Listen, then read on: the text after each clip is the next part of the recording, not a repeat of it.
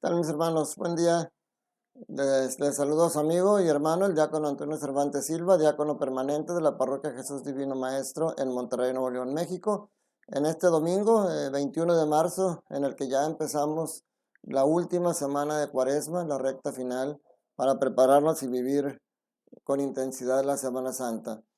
En este domingo, la liturgia nos presenta, pues como siempre, unas lecturas muy adecuadas a nuestro entendimiento del Señor, a conocerlo más, a amarlo más y a dejarnos guiar por Él en este camino de dolor y de sufrimiento que tenemos que enfrentar a veces, pero que va encaminado a llegar a una gloria final en el cielo, como dice San Pablo.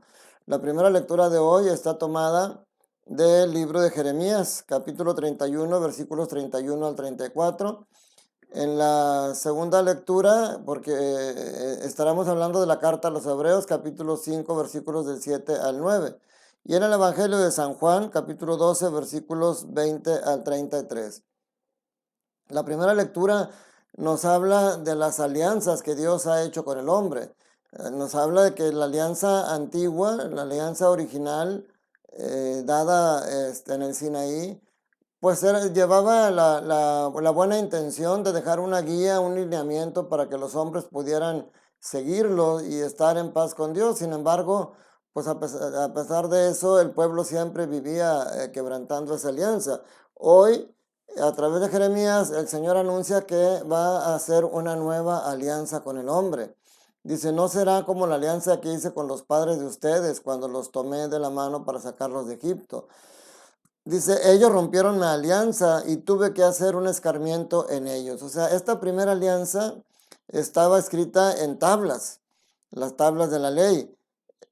Además, iba dirigido a la cabeza, a la inteligencia del ser humano, a que grabara en su cabeza esa ley y pudiera cumplirla. Tenía la obligación de cumplirla para llevar una estabilidad con Dios. Y ellos vieron a través de la historia que al quebrantar esa ley siempre eran castigados y a veces duramente. Hoy esta alianza es diferente. Dice, esta será una alianza nueva que voy a poner en el corazón, en lo más profundo de su mente y la voy a grabar en sus corazones. O sea, ya no va solamente a estar en la mente, sino va a estar grabada en el corazón. A diferencia de la primera ley que estaba grabada en tablas, esta está grabada en el corazón, porque ya no va dirigida solamente a que lo entiendan, sino ya no va dirigida al entendimiento, sino al amor.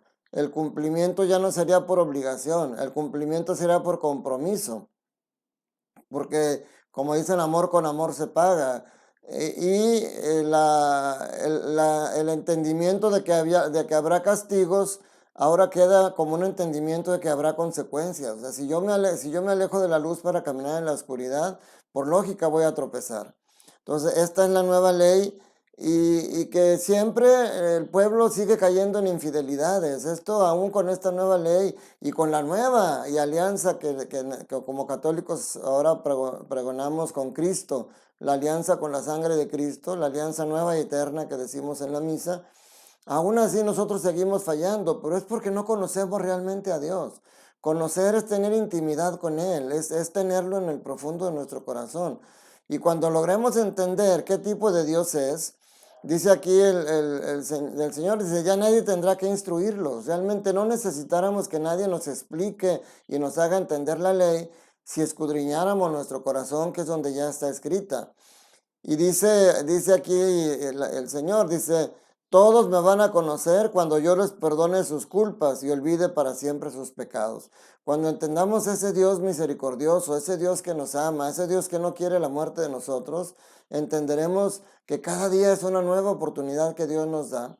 Esta segunda ley es una nueva oportunidad que le dio a su pueblo, pero a nosotros cada nuevo día es una nueva oportunidad que Dios nos da para conocerlo más, para amarlo más y para dejarnos mover con Él. Y miren cómo en la carta a los Hebreos todo esto lo perfecciona todavía mucho más. El autor de la carta a los Hebreos nos presenta a Jesucristo como el mediador entre Dios y los hombres y un mediador realmente de corazón que se identifica con nosotros. Porque dice ofreció oraciones y súplicas con poderoso clamor y lágrimas. sea, es tan la intensidad del amor de Dios por nosotros, de Jesús por nosotros, que no solamente da su vida, desde antes de dar la vida, tiene esa preocupación por nosotros y por que nosotros seamos salvos. Entonces, esto es bien importante para nosotros. Y saber que a pesar de que Él era el Hijo, aprendió, fíjense, esto es bien interesante, dice, a pesar de que era el Hijo, aprendió a obedecer padeciendo. Nosotros en el sufrimiento y en el dolor es cuando se nos dificulta más la obediencia, es cuando nos rebelamos más. Y dice aquí, llegando a la perfección, se convirtió en la causa de salvación eterna por todos los que lo obedecen. Llegando a la perfección en ese obedecer padeciendo. O sea, ¿por qué? ¿Por qué podemos pensar que el sufrimiento nos perfecciona? Pues porque nos une a Cristo. El sufrimiento es el que nos acerca más a Dios. Es el que nos acerca tanto porque nos acercamos nosotros a pedir su ayuda, porque muchas veces cuando todo está bien, no nos acordamos de acercarnos del Señor y agradecerle, pero cuando estamos sufriendo, cuando hay una situación, entonces sí nos acercamos a Él. Por eso nos perfecciona, porque nos une más con Cristo. Y cuando unimos ese dolor al de Cristo y lo ofrecemos por Él, entonces es cuando caminamos más hacia esa perfección. Y más cuando lo hacemos en obediencia. Nosotros hoy, cuando muere un ser querido, no queremos desprenderlo, incluso las cenizas las queremos tener en la casa.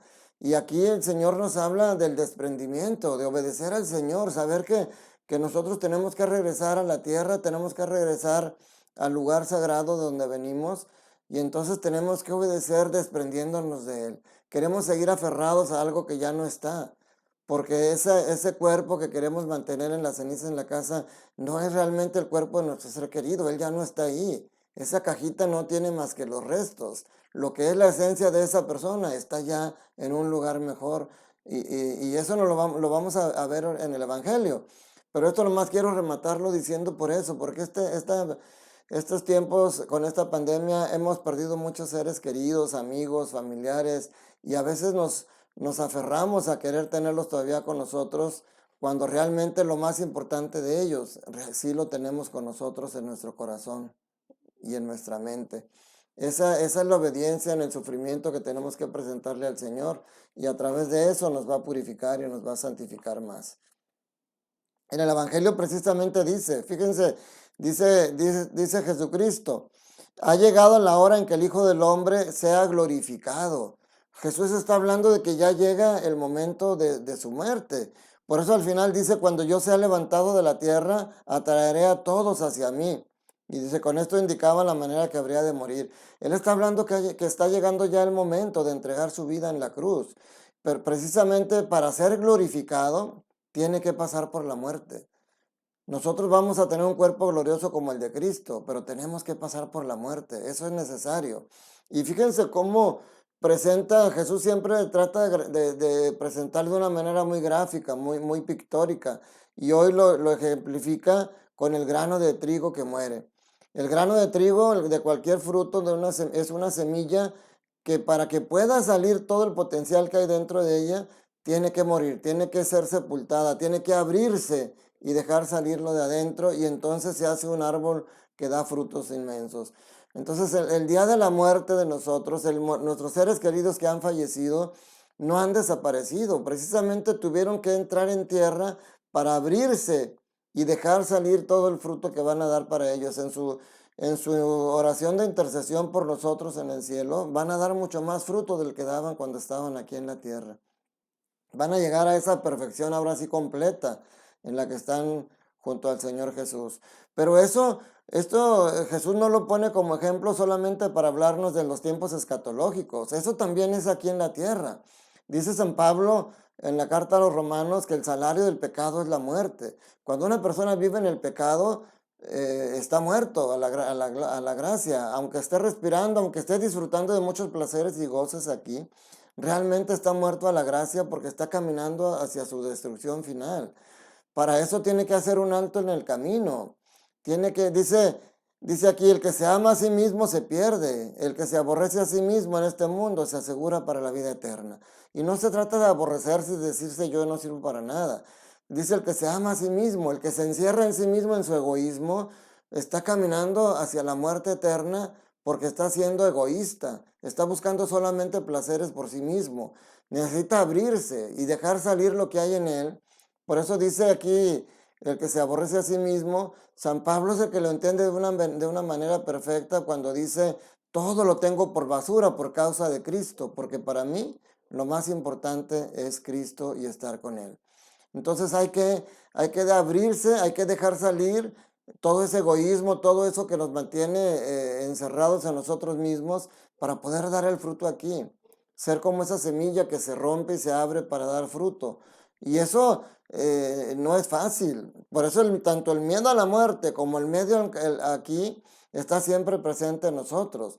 Y no es malo tener miedo. Lo malo es que ese miedo nos paralice. Dice Jesucristo, ahora que tengo miedo, le voy a decir a mi Padre, Padre, líbrame de esta hora.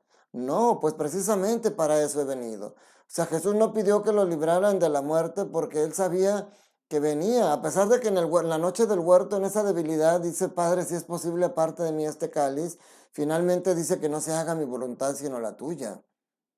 Entonces, el miedo a la muerte, el miedo a perder un ser querido, el miedo a cambiar a nosotros y dejar nuestras comodidades es natural, pero es un camino necesario para poder llegar a esa perfección que Dios quiere de nosotros.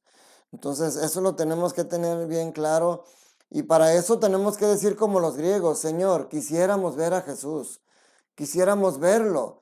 Y nosotros, ese debe de ser el motivo. Lo que pasa es que cuando nosotros estamos en pecado, es como si éramos lo que el hijo pródigo, se aleja del Padre para que el Padre no lo vea pecar. Y nosotros al estar alejados de Él caemos en un círculo vicioso porque nos vemos atorados en el pecado. Entonces tenemos que decir, quisiéramos ver a Jesús, pero quisiéramos verlo. Aquí, miren, aquí es donde hay que verlo. Por eso dice San Pablo, nosotros nos gloriamos de la cruz de Cristo, porque es donde dio la vida por nosotros.